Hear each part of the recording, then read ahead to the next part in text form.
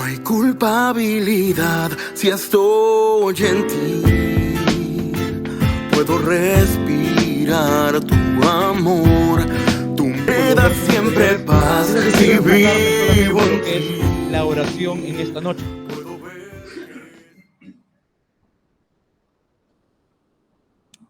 Y como ya te había comentado, la oración es importante, básicamente porque hay un Dios que quiere bendecirnos, que tiene el poder y el deseo de bendecirnos, y quiere que tengamos comunión con Él profunda a través de la oración, y por eso nos ha dejado la oración.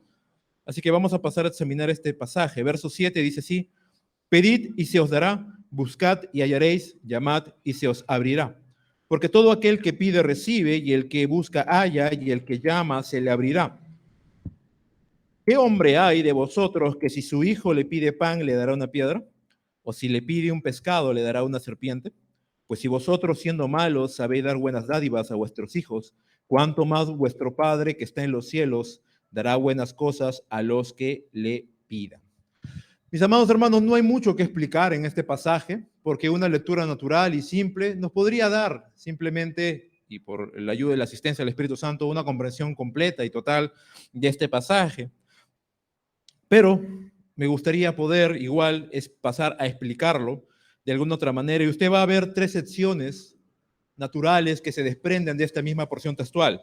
Y vas a ver en el verso 7, en el verso 8 y en el verso 9 al 11 una progresión que pareciere de alguna otra manera que Jesús tiene la idea de ver una intensidad en la oración. ¿Por qué razón? Porque en el original, en los verbos, vas a ver una progresión también cuando tú lees este pasaje. Así que en el primer verso vamos a encontrar una persona, o podría suponerse que hay una persona que está pidiendo, pero de una manera calmada, de una manera que tiene conciencia de que tiene que orar, pero no es lo suficientemente intencional, a diferencia de lo que vas a encontrar en el verso 8 y de lo que puedes encontrar del verso 9 en adelante, ¿sí? Que justamente Jesús en la tercera sección del 9 al 11 va a colocar una ilustración que es muy obvia. Jesús era simple en sus explicaciones, pero profundo en el contenido de lo que él quería enseñar. Así que esta ilustración que vamos a ver al final complementa toda la idea acerca de la oración. Pero vamos a comenzar con el verso 7. Tú vas a encontrar tres verbos en imperativo, en tiempo presente. Esto significa que las acciones que Jesús está mandando a hacer son cosas que tú y yo tenemos que hacerlas de manera definitiva, de manera tajante. No son consejos, no son invitaciones a algo, son cosas que tú y yo como creyentes o discípulos de Cristo debiéramos hacer, y es pedir, buscar y llamar, ¿sí? Es pedir, buscar y llamar. Ahora, lo curioso de esto es que la forma verbal de estos verbos es que tú y yo estamos en este momento, y en este momento tú y yo debemos de pedir, de buscar por medio de la oración y llamar al Señor en la oración, ¿no? La idea es una petición, una angustia, una súplica, una búsqueda intensa y un deseo de clamor, un clamor que se eleva hacia Dios. Ahora, alguien podría decir, pero ¿cómo sabes que se está hablando de la oración allí? Porque Lucas en el capítulo 11 va a insertar también esta porción, y es como un sándwich, ¿no? Antes de eso y después de eso se está hablando de la idea de la oración. Jesús en Lucas 11, va a hablar acerca de la estructura de la oración, va a dar una enseñanza de una persona que pedía ayuda a su amigo y por su insistencia recibía lo que él pedía, y cierra con esta parte que Mateo inserta acá en su evangelio. Así que la idea es que es un mandamiento el que tú pidas. Ahí debe haber una intención de parte tuya de pedir todo el tiempo. Estos tres verbos están en voz activa. Eso significa que tú y yo somos los agentes que tomamos participación en esas acciones. Tú y yo debemos de pedir, tú y yo debemos de buscar, tú y yo debemos de llamar. Lo curioso que tú vas a encontrar aquí es que cuando los resultados de estas acciones no corresponden básicamente a nosotros, sino que más bien las sufrimos, ¿no? Yo estoy pidiendo, pero un agente externo a mí es el que me da las cosas y cuando yo estoy llamando es un agente externo que abre esa puerta. La idea de ahí de Jesús es que yo estoy tocando la puerta o una puerta. Es la idea que le está poniendo un supuesto, es una puerta que yo estoy tocando y que un agente externo del otro lado la abra para que yo cruce esa puerta, el umbral de esa puerta. Esa es la idea que Jesús está plasmando, como tú lo ves en el original. Yo estoy pidiendo y Jesús, o del otro lado, Dios es el que me otorga lo que yo estoy pidiendo por medio de mi acción de pedir. Cuando yo estoy llamando, también se me abre. El tiempo la voz en el verbo, del segundo verbo de buscar, es hallar.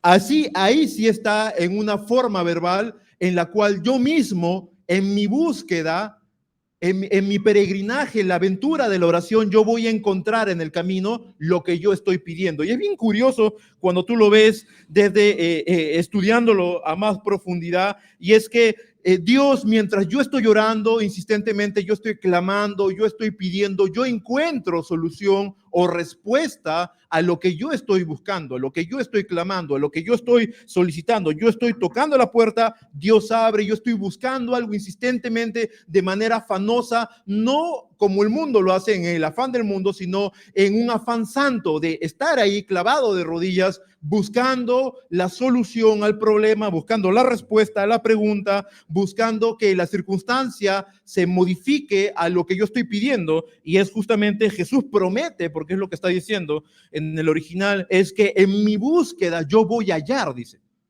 En la búsqueda que yo emprenda por medio de la oración, lo que sea que yo esté buscando en oración, eso Jesús promete que yo voy a encontrar, ¿sí? Así que la primera sección que vemos en este verso 7 es que así sea poca mi insistencia, el Señor en su misericordia, porque también vamos a ver ese atributo de Dios al final de la tercera sección, vamos a ver que Él hace una comparación. Ustedes son padres malos, mi Padre Celestial es bueno, ¿no? Vemos ese contraste. Entonces, en su misericordia, Dios responde a oraciones. Dios responde a oraciones. En su misericordia, en su gracia, Dios responde a tu oración. No hay ninguna oración que tú y yo hagamos que caiga en saco roto. Dios responde a la oración si yo estoy conscientemente y de manera diligente buscándolo al Señor en oración. Algo curioso a notar es que entre el verso 8 y el verso 7, aunque pareciera que la estructura del verso son similares, son distintas en el original. ¿Por qué razón? Vamos a verlo. Dice, primero comenzamos con esta frase, porque todo aquel. Y Jesús está delimitando muy claramente que él no hace discriminación en ninguna forma, aquel que se se involucra en la aventura de la oración. Dios no discrimina a nadie. El Señor no discrimina a nadie, y Jesús lo dijo en algún momento, ¿no? El que viene a mí yo no lo echo fuera, y se refería al tema de la oración, al tema de la salvación, pero eso es un atributo de Dios. Dios tiene gracia, Dios no le cierra la puerta a nadie, Dios no le da un portazo en la cara a nadie. Mira, hay algo curioso que quiero hacer un paréntesis aquí, ese es en Santiago, capítulo 1. Mira lo que dice en el versículo 5 del capítulo 1 de Santiago. Dice, y si alguno de vosotros tiene falta de sabiduría, pídala a Dios, el cual da a todos abundantemente y sin reproche, dice, yo será dada. Y es curioso porque la versión es más antigua, dice, sin saherir. O sea, Dios no te enrostra lo que tú y yo estamos pidiendo. No te saca en cara que Él ya te dio tal cosa y tal vez no hemos sabido aprovechar. Muchas veces Dios nos ha podido bendecir con oportunidades, Dios nos ha podido bendecir con cosas, con bienes espirituales y materiales que hemos desperdiciado en nuestra negligencia, en nuestro descuido, en nuestra displicencia. Pero Dios no nos enrostra el hecho de que ya nos otorgó en algún pasado eso y ahora tiene que otra vez volver a darnos la misma cosa. Por eso dice todo aquel que viene va a encontrar una respuesta por medio de su oración. Y esto no hace, Dios no va a hacer acepción de personas, Dios no va a discriminar en ningún motivo, Dios va a brindar a todo aquel que se acerca la respuesta de aquello que esté buscando por medio de la oración. Mira qué interesante, ¿no? O sea, tú tienes una arma poderosa en la oración. Una arma poderosa en la oración. No, no es que tú oras al vacío. Ninguna oración, por más que tú estés en un estado anímico que a tu propia percepción dijera, he orado fríamente, he orado de manera ligera. Toda oración, dice el Señor, toda súplica, todo ruego, toda experiencia de oración tiene su contestación. Ahora, lo curioso de esto es que determine el tiempo entre la petición y la respuesta a la petición. Y pareciera Jesús dar lugar a que la insistencia determina el tiempo entre la petición y la respuesta. ¿Sabes por qué? Porque cuando tú lees estos verbos aquí, después de pasar esta frase, porque todo aquel dice que pide, recibe, el que busca, halla, y el que llama se le abrirá, del verso 8 del capítulo 7 de Mateo, para los que están recién llegando, Mateo 7, verso 8. Hay una diferencia aquí, hay una diferencia muy marcada. ¿Por qué? Porque los verbos están en el tiempo presente también, pero en la voz activa también. Esto significa que la persona que pide en ese mismo instante va a recibir lo que está pidiendo. Y que él mismo va a tomar, porque hay tres tipos de voces en el griego, y es la voz pasiva, la voz media, la voz activa. Y cuando hablamos de la voz activa, se refiere a una persona, a la gente que está tomando algo con su propia fuerza. Y la idea de este pasaje, o el cambio gramatical que Jesús hace entre el verso 7 y el verso 8, da la idea de que él está pidiendo y por su insistencia arrebata lo que ha pedido. Lo toma, lo llega a alcanzar él mismo. Ya no es como el verso 7 que sufre la acción de aquel que a quien le ha pedido, ¿no? La idea del verso 7 es que yo pido y Dios me da. En el verso 8 yo pido y yo estoy recibiendo lo que yo he pedido. Ya lo tomé por fe, por esa insistencia, por ese clamor. Por eso Jesús hace ese enunciado que antecede el verso 8. Dice, todo aquel, si tú te involucras en la oración y estás ahí insistentemente en la oración, ten por seguro que eso que estás pidiendo, por tu insistencia lo vas a tomar. Ahora, tú podrías decir, pero ¿cómo sé yo que tú no estás torciendo la Escritura, prometiéndome algo que la Escritura no promete? Mira lo que dice Lucas capítulo 18. No fue la primera ni será la última vez que Jesús promete algo así. Mira lo que dice Lucas capítulo 18.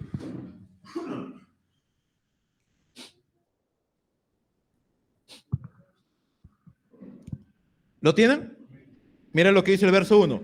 También le refirió Jesús una parábola sobre la necesidad de orar siempre y no desmayar, diciendo, había en una ciudad un juez que no temía a Dios ni respetaba a hombre. Había también en aquella ciudad una viuda, la cual venía a él diciendo, hazme justicia de mi adversario. Y él no quiso por algún tiempo, dice, pero después de esto dijo dentro de sí, aunque ni temo a Dios, ni tengo respeto al hombre, sin embargo, porque esta viuda me es molesta, le haré justicia, no sea que viniendo de continuo me agote la paciencia, dice. Y dijo el Señor, oíd lo que dijo el juez injusto. ¿Acaso Dios no hará justicia a sus escogidos que claman a él día y noche? ¿Se tardará en responderles? ¿Notas tú?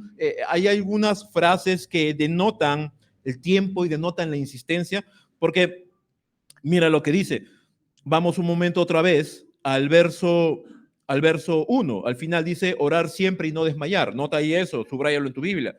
Después dice muy claramente en el verso 4, y él no quiso por algún tiempo. Eso indica que su parecer o su deseo de querer cambió. ¿A razón de qué? A razón de la insistencia de la mujer que todo el tiempo estaba clamando a él. O sea, algún tiempo no quiso. ¿Por qué Jesús es enfático en hacer a remarcar eso? Algún tiempo él no quiso, pero ahora sí quiso. ¿Por qué? Por causa de la insistencia de la mujer, dice. El verso 5 dice, no sea que viniendo a mí de continuo. Entonces vemos aquí una continuidad, vemos aquí una persistencia, y tengo por seguro que Jesús estaba enseñando o dando a entender esta idea de que hay una diferencia entre el verso 7 de Mateo 7 y el verso 8, que lo que limita la respuesta a las oraciones que tú y yo hacemos es tu insistencia. Es la insistencia.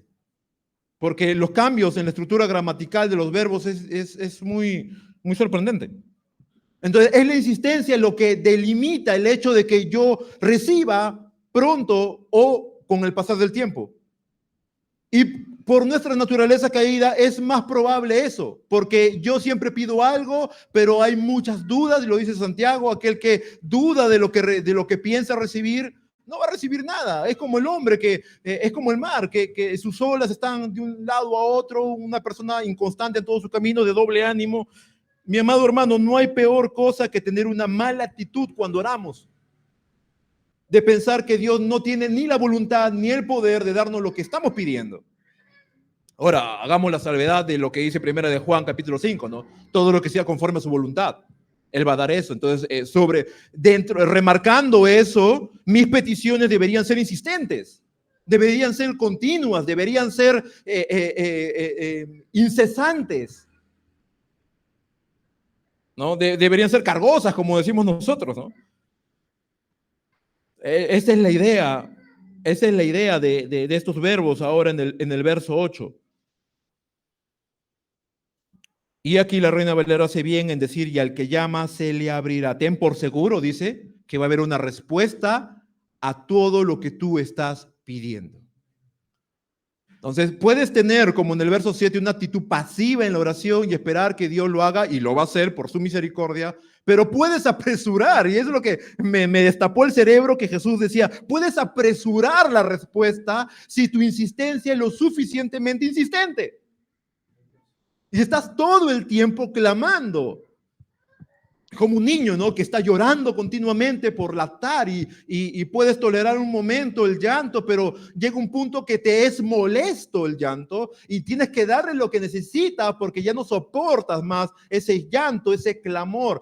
Es la misma actitud que debiéramos tener en la oración. La oración es importante porque Dios responde a la oración. Él se toma en serio tus palabras cuando tú doblas rodillas y estás pidiendo. Eso no es una gran alegría para tu vida, no es una gran esperanza. ¿Cuántas cosas tú y yo hemos pedido? ¿Cuántas cosas estamos rogando, tal vez por meses, años? Y con el pasar del tiempo, estas cosas se han ido desvaneciendo, nuestro deseo por esas cosas, porque hemos visto que el tiempo se aletarga mucho, se está distanciando mucho, pero realmente eres consciente de que has sido insistente en eso, y la insistencia va a estar sobre la base de que tú crees que Dios tiene el poder para hacerlo. Porque si tú no insistes es porque estás probando a ver si le chuntas a que Dios te haga el milagrito. Y no es así, ¿no? La idea es la insistencia. Entonces Jesús ha remarcado eso, ¿no? Verso 7, personas que están pidiendo, pero por su misericordia reciben. Verso 8, una persona que puede apresurar la respuesta divina, la intervención divina por su insistencia, por su sinceridad, por su fe. Y podríamos todavía ponernos a pensar si esto es algo que Jesús promete. Vamos, y quisiera poder dejarlo bien en claro en nuestros corazones porque no quisiera prometer algo que la Biblia no promete. Lucas capítulo 11.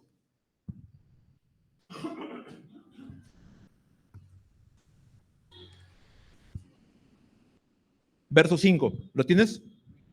Mira lo que dice. Les dijo también, ¿quién de vosotros que tenga un amigo va a él a medianoche y le dice, amigo, préstame 3 panes? Porque un amigo mío ha venido a mí de viaje y no tengo que ponerle delante. Y aquel respondiendo desde adentro le dice, no me molestes, la puerta ya está cerrada y mis niños están conmigo en cama, no puedo levantarme y dártelos. Os digo que aunque no se levante a dárselos por ser su amigo, sin embargo, por su importunidad, dice. ¿Notas ahí algo que es muy similar a lo que está prometiendo Jesús en otro pasaje? Su importunidad, la insistencia de este hombre. Dice, se levantará y le dará, ¿qué cosa? Todo lo que él ha pedido. Todo lo que él ha pedido. Y ahí inserta lo que Mateo ya ha dicho. Pedid y se os dará, buscad y hallaréis. Entonces, notas ahí, no estamos sacando un verso de su contexto, de la idea de Jesús, de cómo él lo está remarcando. Entonces, ten entendido algo, vas a recibir las cosas que pides, porque Dios es bueno, pero puedes apresurar la respuesta de las cosas que pides si tú eres insistente. Y es algo que tú y yo debemos de tener en mente muy claramente. Ahora, nota la tercera sección y última, versos 9 al verso 11. Dice, ¿qué hombre hay de vosotros que si su hijo le pide pan, le dará una piedra? ¿O si le pide un pescado, le dará una serpiente? Algo que vemos en contraste del verso 9 al 10 del verso 11 es que Jesús va a contrastar muy claramente que el hombre no es como Dios, Dios no es como el hombre. Nosotros no somos como el Señor no va a ser jamás como nosotros. Pero sin embargo, vemos aquí que nadie puede ser tan desalmado para no darle algo si su hijo te lo pide, ¿no? Esa es la idea del pasaje. Jesús está hablando a su audiencia que está escuchando este sermón y recuerda que es el sermón del monte, todavía no ha terminado el sermón del monte aquí. Y Jesús está enseñando allí a la multitud y le dice muy claramente, ¿quién entre ustedes podría ser tan desalmado que si su hijo le pidiera un pan, ustedes darían una piedra? ¿No? ¿Quién podría, si su hijo le pide un pescado, darle una serpiente?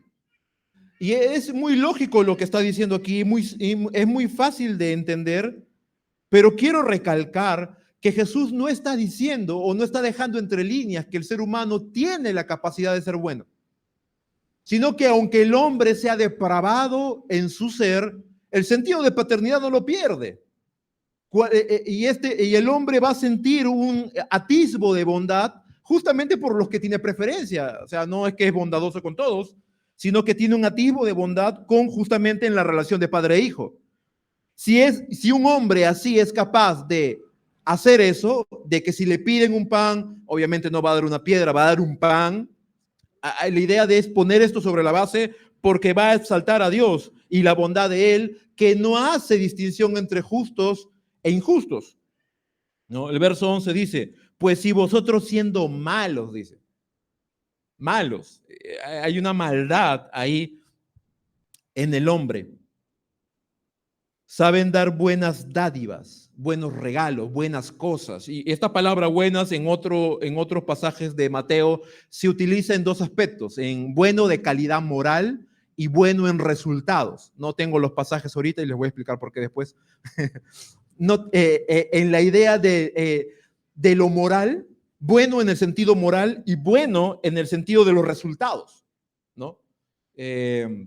No sé si recuerdas ese pasaje donde Jesús le dice a los fariseos que hagan frutos buenos, que el árbol bueno da frutos buenos y el árbol malo da frutos malos. Bueno, es esta misma palabra, este mismo vocablo, bueno y malo, está ahí también, ¿no? La idea es de que el Señor, cuando nos brinda algo, en respuesta a lo que nosotros estamos pidiendo, no nos va a perjudicar en ningún sentido. Es bueno moralmente y es bueno en los resultados que va a tener consecuencias en nuestras vidas. Lo que va a dar el Señor va a ser algo bueno en todo sentido. Por eso es que Santiago habla muy claramente, toda buena dádiva, todo don perfecto. Dios es bueno y todo lo que procede de Él es bueno.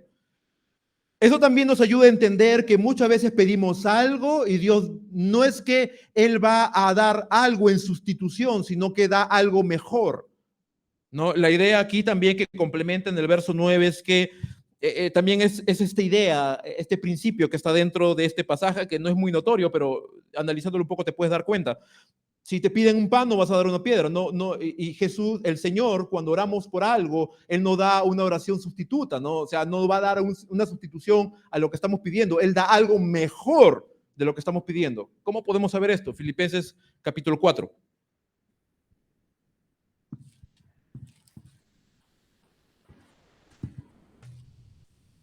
Filipenses capítulo 4, verso 19.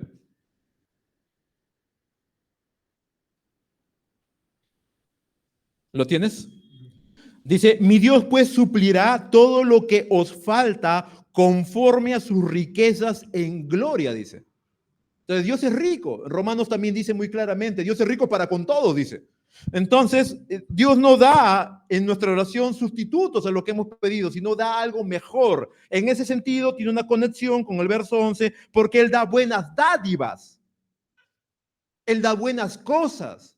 Y no está hablando de cosas materiales simplemente, sino de bienes espirituales, porque Lucas va a hablar después, cuando termine este mismo pasaje, cómo no nos dará si pidiéramos el Espíritu Santo, ¿no? Y también podemos darnos cuenta que hay un contraste muy marcado, porque el Padre puede dar cosas materiales, pero no puede dar cosas espirituales. El Padre terrenal, ¿no? Nuestros padres biológicos dan cosas terrenales, no pueden dar bienes espirituales. Sin embargo, dice muy claramente en el verso 11, vuestro Padre que está en los cielos. ¿Por qué es necesario hacer ese énfasis? Porque el Señor no solamente puede dar bienes materiales, sino bienes espirituales. Entonces sus dádivas son buenas en todo sentido y en magnitud. No son comparables a los que el hombre puede dar.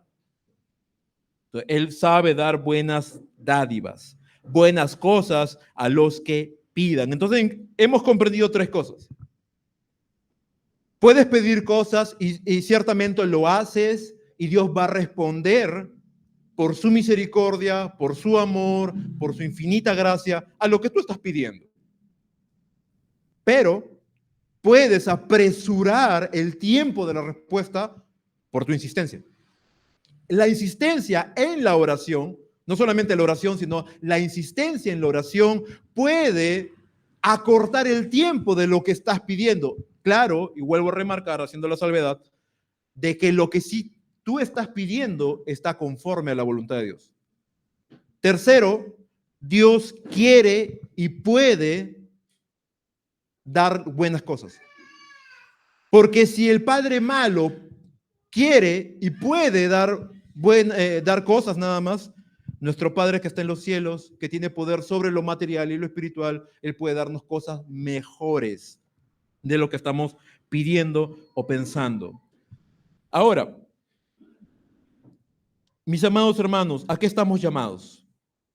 Sé insistente. Por eso todos los miércoles tienes que estar acá. No es un tiempo perdido, es un tiempo bien invertido.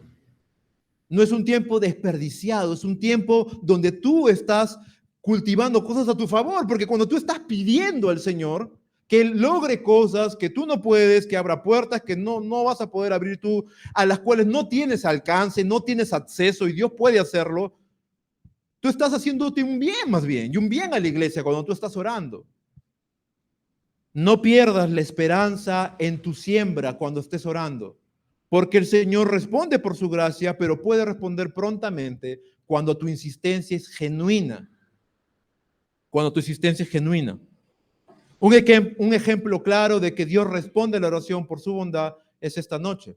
Estaba haciendo mi prédica minutos antes de llegar acá y se me da por guardarla y no me había dado cuenta. Yo estoy usando ahora, antes usaba un Word, ahora estoy usando el Bible Arc continuamente para aprender y había bosquejado en el idioma original y todo, hecho una cosa hermosa. Y se me da por guardarlo y no me había dado cuenta que no había iniciado sesión. Y al guardarlo me pide que inicie mi sesión. Inicio mi sesión y todo lo que había hecho se había borrado completamente. Todo lo perdí. Por más que el corazón se me frenó, la cara se me cayó hasta el piso, no pude recuperar todo lo que había estudiado. Pero se quedó acá, ¿no? La ansiedad me tomó en ese momento, entré a la ducha, estaba duchándome, vine lo más pronto posible y en el camino le decía, Señor, como dijo Elí, ¿no? Que haga Dios lo que le parece bueno. Así que, Señor, yo voy a ir a cumplir lo que tú me has mandado hacer y habla a través de mí. Entonces, eso es una prueba, porque no tengo nada, hermano, solo mi Biblia, ¿no? No traje ningún sermón, nada. Está en mi celular, nada más. Y todo lo que había estudiado en un momento se me quedó. Y fue producto de la oración, ¿no? Una oración corta, una oración angustiada, con mucha fe, una oración ansiosa. Señor, no me dejes así. No me dejes así. He tratado de esforzarme todo lo que pude. Así que eso es una prueba, hermanos, de que Dios obra por medio de la oración. Ora, no te canses de orar. Siempre estate involucrando. No es el tiempo lo que determina la respuesta de la oración. O sea, que estés orando 3 horas por lo mismo no va a apresurar los pasos, sino la insistencia, porque la insistencia en la oración demuestra tu hambre de respuesta. Y obviamente está implícito tu confianza en quien se lo está pidiendo. Porque si no recurrías a otro método, a otro canal, a otra vía de bendición. Pero si estás recurriendo a Dios constantemente, eso le dice al Señor, eso dice de ti mismo que tu confianza está clara en Él, puesta en Él, y tu insistencia va a lograr lo que tú estás pidiendo. Si algo tienes que llevarte en tu corazón es, insiste. ¿Estás insistiendo por lo que estás pidiendo? Insiste. No, pero el Señor no responde. No, no. Lo más seguro no es que Él no responda. Lo más seguro es que tú te has quedado medio camino y no has pedido con el corazón abierto de manera insistente. Así que arrepiéntete de eso, de no insistir lo suficiente. Insiste, insiste. Si es algo santo, puro y para la gloria de Dios, Dios lo va a cumplir. Si es algo santo, puro y para la gloria de Dios, Dios lo va a hacer. Si es algo en lo que Dios se va a exaltar, Dios lo va a hacer. Pero tienes que pedir. Tienes que pedir. Vamos a orar. No hay culpabilidad si estoy en ti. Puedo respirar tu amor. Tú me das siempre paz si vivo en ti. Puedo ver que siempre eres fiel.